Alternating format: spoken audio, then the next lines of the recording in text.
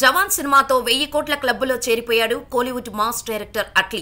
నిజం చెప్పాలంటే జవాన్ సినిమాను సౌత్లో ఏ హీరోతో తీసినా కూడా డిజాస్టర్ అయి ఉండేది. కానీ షారుఖ్ ఖాన్ పఠాన్ సినిమాతో ఫామ్లో ఉండటం ఒకటైతే, సౌత్ కంటెంట్ హిందీ వాళ్లకు కొత్తగా అనిపించడం, మన సినిమాలకు అక్కడ మంచి క్రేజ్ ఉండటంతో జవాన్ సూపర్ హిట్గా నిలిచింది. ఫక్తు కమర్షియల్ సినిమాలు తీయడంలో దిట్టా అయినటువంటి అట్లీ ఇప్పుడు ఐకాన్ స్టార్ అల్లు అర్జున్తో ఓ భారీ ప్రాజెక్టుకు రంగం సిద్ధం చేస్తున్నాడు. ప్రస్తుతం ఈ ప్రాజెక్టు చర్చలు జోరుగా జరుగుతున్నాయి. ఏప్రిల్ 8న బన్నీ బర్త్డే స్పెషల్గా ఈ క్రేజీ కాంబో అనౌన్స్మెంట్ రాబోతుంది.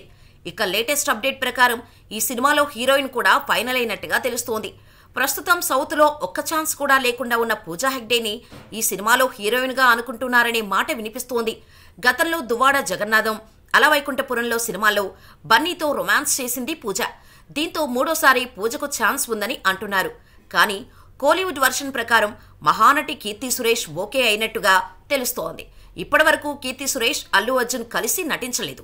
దీంతో ఈ ఫ్రెష్ కాంబో మంచి ఇంట్రెస్టింగ్గా మారింది. పైగా అట్లీతో కీర్తికి మంచి ర్యాపో ఉంది.